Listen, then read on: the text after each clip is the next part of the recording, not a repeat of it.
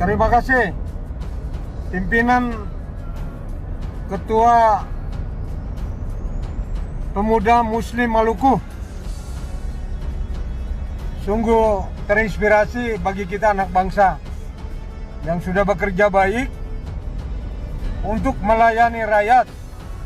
Memang rakyat harus dijaga, rakyat harus diedukasi dengan pengetahuan yang baik, rakyat harus diberikan hak-hak kehidupannya yang baik. Tidak boleh kita dikendalikan oleh oknum-oknum atau orang-orang yang di luar bangsa ini, di negara ini. Saya sebagai perwira senior di pasukan khusus, saya menerima apa yang disampaikan oleh Pak Kolonel tadi. Apa yang disampaikan sungguh luar biasa. Dan kami yang ada hanya untuk rakyat kecil, untuk kemakmuran dan kesejahteraan rakyat. Kami bekerja hanya itu, tidak mengumpulkan harta kekayaan di negara ini. Boleh dicek, 32 tahun kami mengabdi di satuan terhebat di dunia ini, khususnya di Indonesia. Kami tidak memiliki harta kekayaan apapun, tetapi yang ada hanya adalah pengabdian tulus yang luhur dari prajurit yang mencintai rakyat, mencintai kebenekaan, yang mencintai persatuan, kesatuan, yang mencintai Indonesia, yang mencintai rakyat, mencintai keadilan sosial, dan mencintai terbaik. Salam untuk Bapak Ketua Umum. Salam hormat dari Markas Koperasi Jantung. Komando, komando, komando. Jadi memang kondisi negara kita ini kalau dalam pandangan ilmu, ya, dalam pandangan ilmu strategi, ilmu hukum dan lain-lainnya, ya, memang sedang dalam penguasaan cukong, seperti yang disampaikan Bapak Bambang Susatyo itu yang di MPR itu Mas. Mulainya dari mana? Dari undang-undang politik. Undang-undang politik tentang keuangan ada sumbangan dari asing. Sumbangan partai politik diperkecil sehingga cukong masuk. Nah, cukong yang membiayai pejabat-pejabat publik inilah nanti yang berbalas budi. Itu mulai dari tingkat bupati, gubernur, ya mungkin sampai tingkat pimpinan atas. Nah, sehingga semua anggaran ini kebanyakan kita lihat sajalah, apa membela rakyat, apa membangun betul. Kebanyakannya banyak membangun cukong-cukong itu. Makanya sampaikan Bapak Menhan saat kampanye, 4 orang mempunyai kekayaan sama dengan 100 juta bangsa kita. Itu dari mana? Kalau sistem seperti itu jelas, sistem mafia yang diterapkan. Kalau sistem mafia ya jelas tidak akan transparan. Sulit itu. Ya makanya dengan adanya transparansi medsos ini, para cukong itu terancam sehingga mempengaruhi, ingin membuat sistem pemerintahan yang oligarki, kekuatan mutlak. Siapa itu? Ya komunis. Sistem pemerintahan komunis, penguasa mempunyai kekuasaan mutlak terhadap rakyat. Untuk diterapkan di Cina yang banyak penduduknya tepat, bagus itu. Tapi di Indonesia tidak, akan sulit. Rakyat itu mau hidup bahagia, kekayaan akan sedot. Karena apa? Kebijakan-kebijakan nanti yang menguntungkan cukong nggak akan bisa lagi kalau tidak sistem komunis. Itu menurut saya kepentingan daripada cukong lah yang ingin membuat sistem pemerintahan komunis, sehingga mungkin buat kacau seperti ini situasinya. Dilihat aja, silakan Anda membela rakyat, Anda akan dihujat, Anda akan dihambat. Ini pekerjaan para cukong, saya ulangi, menggunakan oknum aparat. Aparat baik militer maupun sipil dijadikan keparat.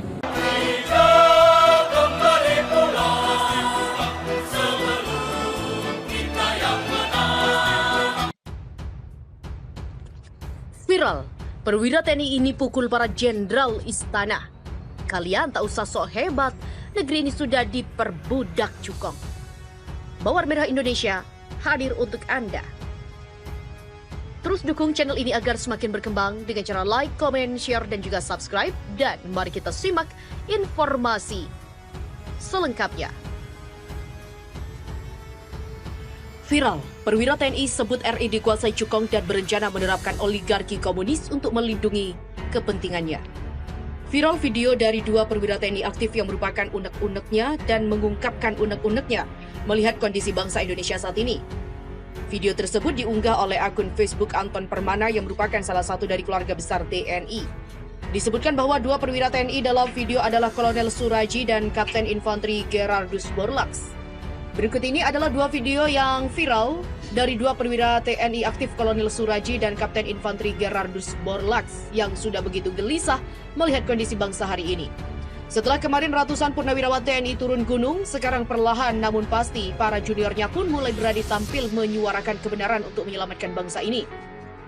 Dan ini pasti ada resikonya. Salut dan juga bangga untuk para prajurit TNI kita. Komando. Tulisan Anton Permana dalam caption video yang diposting di akun Facebooknya. Dalam salah satu video, anggota TNI yang memakai baret hitam itu, ia menceritakan bagaimana negara Indonesia saat ini dalam penguasaan cukong. Assalamualaikum teman-teman. Jadi memang kondisi negara kita ini dalam pandangan ilmu strategi memang sedang dalam penguasaan cukong. Dia menyebut kekayaan negeri ini dikuasai para cukong dan dengan kondisi keterbukaan medsos membuat para cukong gelisah karena akan terbongkar kelakuan dari mereka. Sehingga mereka ingin untuk membuat sistem pemerintah oligarki yang mempunyai kekuasaan mutlak, yaitu sistem komunis seperti di Cina. Cina itu memang kekuasaan mutlak, bahkan medsos dikendalikan penuh penguasa. Dia mengatakan para cukong itu menggunakan oknum-oknum aparat baik sipil maupun militer dijadikan keparat sehingga dibuat kacau situasinya seperti saat ini. Coba Anda membela rakyat, Anda akan dihujat, Anda akan dihambat. Ini adalah pekerjaan para cukong menggunakan oknum-oknum aparat.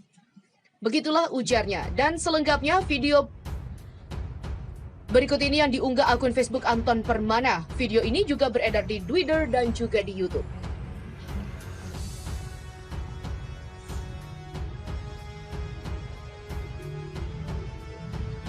Wajar saja, akhir-akhir ini para cukong seakan lebih berkuasa dari pribumi. Baru saja viral, mobil dinas jenderal dipakai warga sipil Tionghoa viral. Dr. Masri Sitanggak mengatakan, kami kekuatan yang di luar dugaan. Portal Islam. Dihujani opini negatif, kami malah berlimpah simpati. Inilah dua hal yang membuat kami disambut dan sekaligus membuat penguasa gusar. Akankah penguasa bertindak elegan? We are at the point of no return. Menyusul deklarasi kami Surabaya dan dukungan purnawirawan TNI pada acara tabur bunga di makam pahlawan Kalibata yang dipersekusi Muldoko 1 Oktober 2020 mengeluarkan pernyataan bernada ancaman. Kepala Staf Presiden yang menjelang Pilpres 2019 lalu menyerukan perang total melawan pasangan Capres Cawapres 02 itu memperingatkan kami untuk menyampaikan aspirasinya lewat jalur hukum. Entahlah, apa Muldoko menganggap berkumpul, berserikat dan menyampaikan pendapat di muka umum serta berkirim surat ke DPR RI seperti yang telah dilakukan kami dianggap tidak sesuai dengan hukum.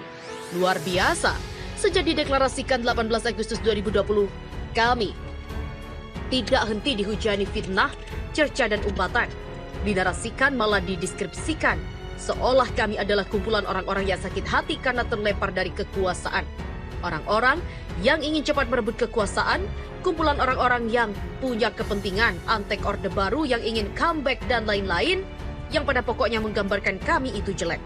Sepertinya kian terang bahwa kutub demokrasi di negeri ini berangsur berubah dalam demokrasi yang sehat, dan kutub itu adalah pemerintah atau penguasa di satu sisi dan partai oposisi serta pers dan perangkat lain di sisi lain. Kini kutub itu akan berubah menjadi pemerintah, penguasa di satu sisi dan kami di sisi lain. Hal ini terjadi karena partai-partai dan juga pers mainstream sudah berada di bagian dari penguasa. Hebatnya lagi, sudah berasa bagian dari penguasa. Dan selain itu, menjadi oposisi sepertinya justru adalah pemerintah, bukan kami. Wajar memang, penguasa merasa gusar, soalnya kami lahir di saat-saat penguasa sudah merasa berada di zona nyaman. Ibarat berkendara, penguasa sudah merasa di jalan arteri. Jalan ringkas mencapai tujuan tanpa hambatan. Tinggal tancap gas, partai-partai bukan lagi halangan. Malah sudah menjadi tenaga pendorong sehingga kendaraan memiliki mesin turbo. Jikapun ada hambatan, diperkirakan itu tak lebih dari sobekan kertas di tepi jalan yang akan melayang diterpa angin kencang kendaraan. Itulah sebabnya DPR RI dan pemerintah, kita sebut saja penguasa, sangat percaya diri untuk tidak menghiraukan suara-suara yang minta penghentian pembahasan atau judicial review sejumlah RUU atau undang-undang yang tidak berpihak pada rakyat seperti Omnibus Law, COVID, Minerba, HIP, BPIP, dan lain-lain. Bahkan, Majelis Ulama se-Indonesia pun yang berteriak keras menolak RUU HIP dan RUU BPIP dianggap angin lalu. Menyedihkan memang. Di negara mayoritas Islam, lembaga ulama tidak digubris, tetapi itulah kenyataannya. Malah sudah ada yang berani coba melepar ide untuk membubarkan lembaga itu dengan nada melecehkan. Kami hadir untuk maksud meluruskan kiblat bangsa yang dinilai sudah melenceng.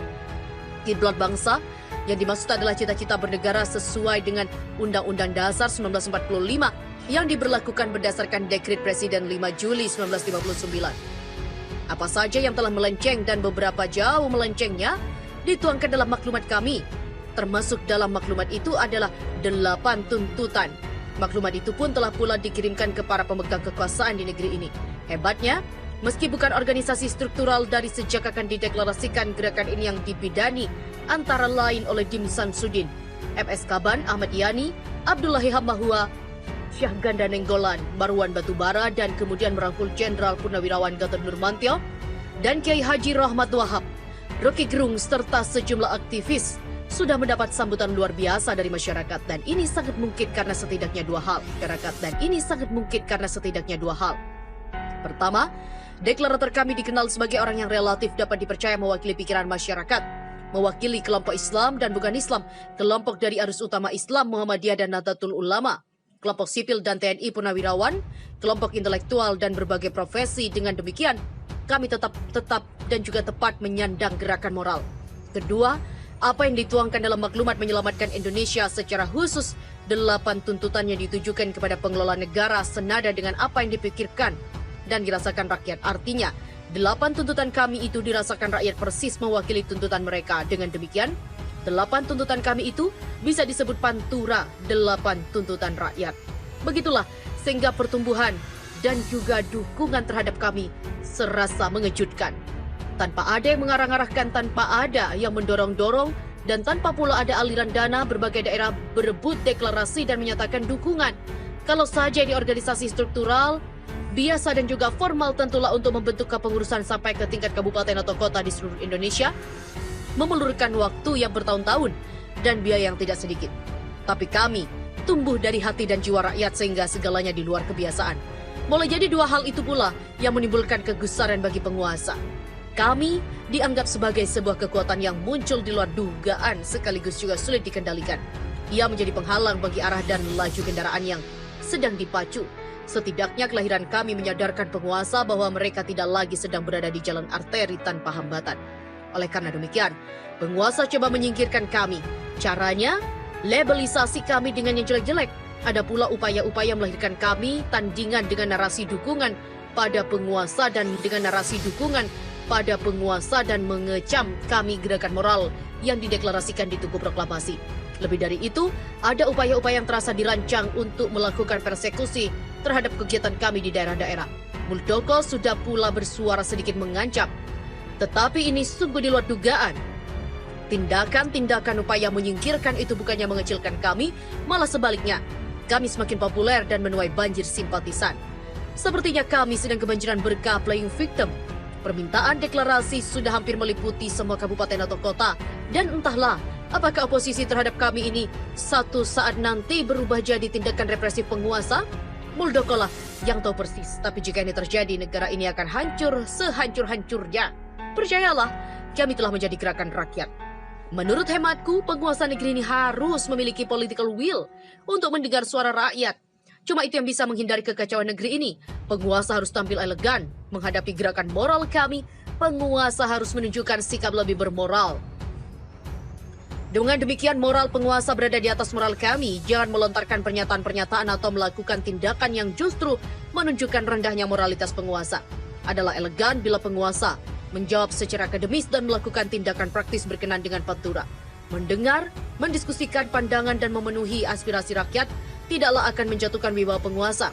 Itu justru meningkatkan moralitas penguasa, meningkatkan trust rakyat kepada penguasa serta menumbuhkan dukungan terhadap penguasa. Bukankah pemerintah atau penguasa ini diamanahkan konstitusi untuk melindungi segenap tumpah darah Indonesia, mencerdaskan kehidupan bangsa dan menciptakan kesejahteraan serta keadilan sosial? Bagaimana pemerintah dapat mengukur apakah tugas itu sudah dijalankan dengan baik? Atau malah sudah dijalankan dengan baik? Atau malah sudah menyimpang? Kalau tidak mendengar jeritan rakyatnya, suara rakyat itu telah dituangkan dalam bentuk Pantura. 8 tuntutan rakyat. Sekali lagi, menurut hemat saya, mendengar Pantura adalah tindakan penguasa yang elegan dan bermoral tinggi. Itu jika pemerintah memang bermakna dan bermaksud bekerja untuk kepentingan rakyat. Jika untuk kepentingan lain, saya tidak punya jawaban. Tapi kami sudah menentukan sikap. We are at the point of no return. Kita berada pada posisi yang tidak ada tempat untuk kembali. Kami datang bukan untuk pulang. Wallahu a'lam bishawab. Penulis adalah Ketua Panitia Masyumi Reborn dan Ketua Komisi D MUI Medan.